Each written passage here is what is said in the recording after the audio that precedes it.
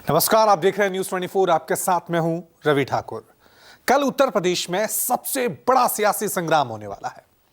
PM Modi संभल और लखनऊ में होंगे, वहीं राहुल गांधी की यात्रा अमेठी में होगी। अमेठी जहां सांसद स्मृति ईरानी 4 दिन के दौरे पर है। इस बीच खबर आ रही है कि जिस इंडिया गठबंधन के जरिए यूपी को भेजने के लिए प्लान तैयार किया गया था, अब वही अधर में है। खबर है कि राहुल की यात्रा में अखिलेश के शामिल होने पर सस्पेंस बना हुआ है। वहीं अखिलेश जो पीडीए का नारा बुलंद कर रहे हैं, वही अखिलेश जिनसे स्वामी प्रसाद मौर्य और पल्लवी पटेल भी किनारा करते हुए नजर आ रहे हैं। ऐसे में क्या अखिलेश अब अकेले रह जाएंगे? देखिए, 80 सीटों के अखाड़े में अकेले अखिलेश।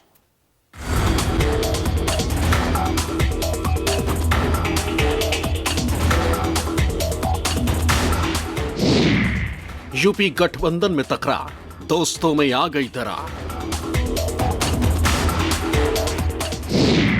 इंडिया से छूटे बारी बारी, फिर से टूट की हुई तैयारी। अखिलेश का फॉर्मूला फेल या पर्दे के पीछे हुआ खेल। उत्तर प्रदेश की राजनीति में कुछ भी सही नहीं चल रहा है।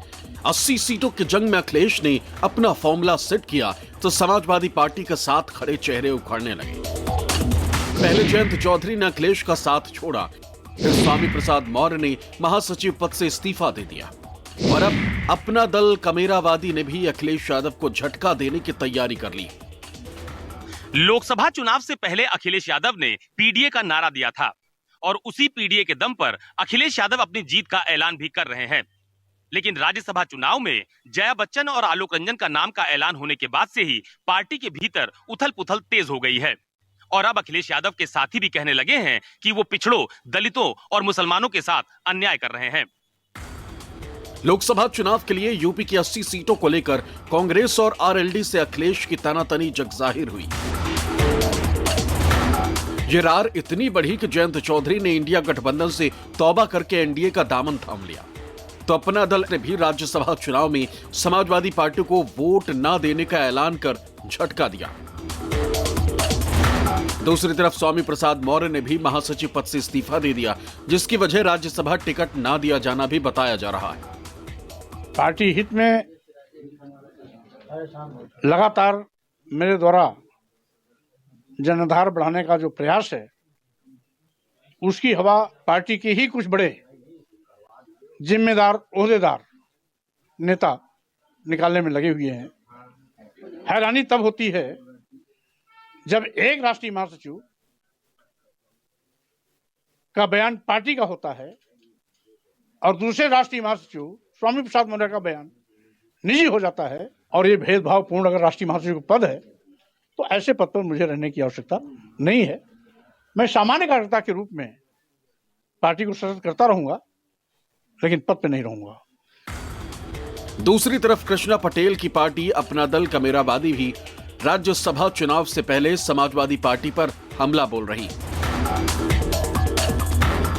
राज्यसभा चुनाव में सपा प्रत्याशियों को लेकर पल्लवी पटेल ने नाराजगी जताई है। पल्लवी पटेल का आरोप है कि अगर अखिलेश दलित, मुसलमान और पिछड़ा वर्ग का वोट लेते हैं तो ईमानदारी से उनको प्रतिनिधित्व भी देना चाहिए। जमीनी तौर पर पीडीए को दिखाना होगा। हमारे गठबंधन का नारा है पीडीए और पिछड़ा, दलित, अल्पसंख्यक, ऐसा मैं समझती हूँ। लेकिन इस लिस्ट में पीडीए कहाँ है? मदांध लोग बच्चन और रंजन को पीडीए बता रहे हैं। ये पिछड़ा, ये दलित, ये मुसलमान समाज सड़कों पे लड़े, पार्टी का बैनर पकड़े, पार्टी का झंडा पकड़े, पार्टी की बात करे, पार्टी के लिए संघर्ष करे, और जब भागीदारी की बात आ जाए तो हम बाध्य हो जाएं कि हम ऐसे लोगों को आगे कर दें जिनका कोई साकार ही नहीं है। इस पीडीए के जो उद्देश्य है उसको डाइल्यूट करते हैं। ये लड़ाई है ज़मीन पर पिछड़े, दलित, अल्पसंख्यक समाज की, तो उनकी भागीदारी कहाँ है जिनका वोट हम ले रहे हैं? अपनों की नाराजगी ने अखिलेश यादव के फैसलों पर तो सवाल खड़े ही किए हैं, साथ ही चुनाव से पहले अखिलेश यादव को झटका भी दिया। जयंत चौधरी को मनाने में नाकामयाब अखिलेश यादव को उम्मीद है कि अपनों की नाराजगी जल्द दूर होगी और बातचीत से तमाम मसले सुलझ जाएंगे। इस पे पार्टी के अंदर बातचीत हो जाएगी और उसका समाधान भी निकल जाएगा। जहाँ तक हमारे सहयोगी दल की बात है, मैं उम्मीद करता हूं कि पीडीए की लड़ाई को वो मजबूत करेंगे। आने वाले समय में तमाम सीटें आ रही हैं। अभी तो एमएलसी आना है, फिर राज्यसभा आना है, फिर एमएलसी आना है। तो ये पीडीए की लड़ाई कहाँ कमजोर हो रही है? अखिलेश यादव ने दावा किया है कि उत्तर प्रदेश के 90% मतदाता पीडीए का समर्थन करते हैं, यानी कि 90% मतदाता समाजवादी पार्टी के साथ हैं। अखिलेश यादव ने यह दावा पार्टी की तरफ से कराए गए सर्वे के आधार पर किया। आपको बता दें कि अखिलेश पिछड़ा, दलित और अल्पसंख्यक फॉर्मूले के सहारे उत्तर प्रदेश में बीजेपी के विजय रथ को रोकने की कोशिश कर रहे हैं। जो 90% आबादी है, जो दुखी है, पीड़ित है, पिछड़ी है, दलित है, अल्पसंख्यक, आदिवासी, आदि आबादी और पीड़ित दुखी अगड़े वो लोग जिनके ऊपर बुलडोजर चला करके मार दिया था, थाने में मार दिया था, क्या वो लोग नहीं है साथ? हमारे प्रेस के लोग जो दुखी हैं, ये भी तो हमारे साथ हैं, ये भी तो पीडीए के हिस्सा है। समाजवादी पार्टी के मुखिया अखिलेश यादव का दावा है कि लोकसभा चुनाव में 90% पिछड़े, दलित और अल्पसंख्यक एकजुट होकर पीडीए को वोट देंगे और इन आंकड़ों के सामने आने के बाद बीजेपी का तमाम समीकरण और फॉर्मूला फेल हो गया। अखिलेश यादव का कहना है कि बीजेपी उम्मीदवारों के चयन में काफी पीछे रह गई और बीजेपी को उम्मीदवार ही नहीं मिल रहे क्योंकि कोई भी हारने के लिए लड़ना नहीं चाहता।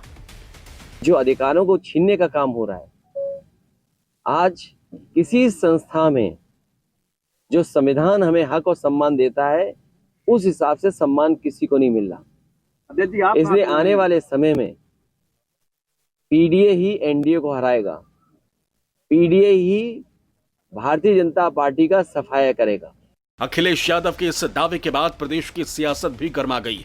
बीजेपी खेमे ने अखिलेश यादव के सियासी आंकड़ों पर सवाल खड़े करने शुरू कर दिए। बीजेपी सवाल उठा रही है कि अगर 90% आबादी अखिलेश के साथ है तो क्या एनडीए के खाते में सिर्फ 10% मतदान है? क्योंकि 2014 के बाद से लगातार बीजेपी का मत प्रतिशत बढ़ता जा रहा है। 2019 के लोकसभा चुनाव में भी बीजेपी को 51% से ज्यादा मत हासिल हुए थे। 2019 में बीजेपी ने कुल 62 सीटों पर जीत दर्ज की थी, जबकि 2 सीटें अपना दल के खाते में गई थी। उत्तर प्रदेश में जातीय समीकरणों पर नजर डालें तो यहां सबसे बड़ी आबादी ओबीसी की है, जिसका वोट प्रतिशत 42 से 45% माना जाता है और यही बीजेपी की सबसे बड़ी ताकत है, जिसके चलते बीते 9 सालों में बीजेपी लगातार 2 बार विधानसभा चुनाव जीत चुकी है और पिछले 2 लोकसभा चुनाव में भी सबसे बड़ी पार्टी बनकर उभरी। दूसरी तरफ दलित वोट का प्रतिशत भी 21% है, जिसमें से गैर जाटव दलित का अधिकांश हिस्सा बीजेपी के खाते में आया। सवर्णों की आबादी करीब 18 से 20% तक है और इसमें से भी 60% के करीब बीजेपी के पास जाता है और यही वजह है कि राजनीति के जानकारों को भी अखिलेश के 90% वाले पीडीए के आंकड़ों पर पूरी तरह एतबार नहीं हो रहा। चुनाव में हर पार्टी अपना समीकरण बनाती है और खासतौर पे कास्ट इक्वेशन भी जोड़ती है और समाजवादी बहुत लंबे समय से कास्ट इक्वेशन पे ही काम करते रहे, लोहिया के जमाने से। तो अखिलेश यादव जी भी कास्ट इक्वेशन के हिसाब से बात कर रहे हैं कि इतने पिछड़े हैं, इतने दलित हैं, इतना माइनॉरिटी है और ये अगड़े का इतना वोट मिलेगा। तो ये उनको एक अपनी रणनीति है और अपने कार्यकर्ताओं में भरोसा पैदा करने की कोशिश है। लेकिन अब जिस तरह से अखिलेश के फैसलों के बाद उत्तर प्रदेश की राजनीति पर उठापटक तेज हुई है, उसने बीजेपी को इंडिया गठबंधन और अखिलेश यादव पर हमले का बड़ा मौका दे दिया। पीडीए फ्लॉप है, पीडीए साफ है, सपा साफ है। उन्होंने जो प्रत्याशी उतारे वो परिवार डेवलपमेंट अथॉरिटी है। अच्छा, स्वामी प्रसाद मौर्य ने भी अपने पद से इस्तीफा दे दिया है। ये तो समाजवादी पार्टी, अभी देखना आगे उनका बहुत बुरा हाल होने वाला है। सीट शेयरिंग से नाराज जयंत चौधरी ने नीतीश की तरह पाला बदला तो अखिलेश भी सतर्क हो गए। देश के सबसे बड़े सूबे यूपी में इंडिया गठबंधन मजबूत नजर आए, इसके लिए दोनों ही दलों की तरफ से कोशिशें तेज हो गई। कांग्रेस से तालमेल बिठाने के लिए समाजवादी पार्टी ने अपने मिजाज को थोड़ा नरम किया। सबसे पहले अखिलेश यादव ने राहुल की भारत जोड़ो न्याय यात्रा में शामिल होने के लिए हामी भरी। अब खबर है कि राहुल गांधी के सीधे दखल के बाद उत्तर प्रदेश में कांग्रेस और समाजवादी पार्टी के बीच 14 सीटों पर सहमति बन गई और सीटों पर फाइनल फैसला राहुल गांधी की यात्रा के उत्तर प्रदेश पहुंचने से पहले कर लिया जाएगा। कांग्रेस और समाजवादी पार्टी ये दोनों ही ये नहीं चाहते हैं कि उत्तर प्रदेश में जयंत चौधरी के अलग होने के बाद गठबंधन कहीं से भी कमजोर नजर आए। लिहाजा सीट बंटवारे को लेकर कांग्रेस और समाजवादी पार्टी दोनों की तरफ से काम तेज कर दिया गया है। फिलहाल मिली जानकारी के मुताबिक कांग्रेस की तरफ से 20 सीटों की मांग पर समाजवादी पार्टी ने 14 सीटों पर सहमति दे दी है और बाकी सीटों पर भी मंथन किया जा रहा है। खबरों के मुताबिक कांग्रेस के लिए जिन सीटों पर सहमति बनी है उनमें अमेठी रायबरेली के अलावा फतेहपुर सीकरी, जालौन, कानपुर और झांसी समेत कुल 14 सीटें। कोशिश इस बात की है कि राहुल गांधी की भारत जोड़ो न्याय यात्रा के यूपी में दाखिल होने पर सीटों की फाइनल लिस्ट जारी कर दी जाए। कांग्रेस और समाजवादी पार्टी को उम्मीद है कि इससे भारत जोड़ो न्याय यात्रा का फायदा दोनों दलों और इंडिया गठबंधन को मिलेगा। आपको बता दें कि इससे पहले समाजवादी पार्टी ने कांग्रेस को 11 सीटें ऑफर की थी, जिस पर कांग्रेस सहमत नहीं थी, लेकिन उस वक्त हालात दूसरे थे। समाजवादी पार्टी के साथ राष्ट्रीय लोकदल भी थी, लेकिन जयंत चौधरी के हाथ छुड़ा लेने से अखिलेश को झटका लगा और यूपी में सीट शेयरिंग के उनके फैसले पर भी सवाल उठने लगे। लेकिन अब जिस तरह से दिल्ली और पंजाब में आम आदमी पार्टी ने कांग्रेस को दरकिनार किया है, उसने इंडिया गठबंधन के भविष्य पर सवाल खड़े कर दिए। आपको बताते हैं कि कांग्रेस के किन 30 सीटों पर नजर है। कांग्रेस अमेठी, रायबरेली, प्रतापगढ़, जालौन, मिश्रिख, बांदा, बाराबंकी, संत कबीरनगर, गाजीपुर, लालगंज, बनारस, जौनपुर, घोसी, महाराजगंज, कैसरगंज, फूलपुर, कानपुर, झांसी, फर्रुखाबाद, खीरी, उन्नाव, अलीगढ़, फतेहपुर सीकरी, सुल्तानपुर, सहारनपुर, मुजफ्फरनगर, बिजनौर, मुरादाबाद, अमरोहा, लखनऊ सीटों पर चुनाव लड़ने का मन बना रही थी। लेकिन समाजवादी पार्टी ने अपनी पहली लिस्ट में बहुत सारी सीटों पर उम्मीदवारों के नाम का ऐलान करके कांग्रेस की सोच और मांग को सिरे से खारिज कर दिया। समाजवादी पार्टी के 16 सीटों की पहली लिस्ट में बांदा, फर्रुखाबाद, खीरी, उन्नाव और लखनऊ वो सीटें हैं जिस पर अखिलेश ने कैंडिडेट उतारकर कांग्रेस को अपनी मंशा साफ कर दी। उत्तर प्रदेश की 80 सीटों के लिए बीजेपी और समाजवादी पार्टी दोनों ने कमर कस ली। बीजेपी जहां पीएम मोदी के नाम और काम के साथ चुनावी मैदान में ताल ठोकने का ऐलान कर चुकी है, तो वहीं अखिलेश पीडीए फॉर्मूले के साथ चुनावी मैदान में है। लेकिन विपक्ष के लिए इस बार मुद्दा गठबंधन के साथ चुनाव में दम दिखाने का है। और फिलहाल उत्तर प्रदेश के हालात बता रहे हैं कि बंगाल, बिहार और पंजाब की तरह यूपी में भी इंडिया अलायंस के लिए काम आसान नहीं होने वाला है। Bureau report, news 24।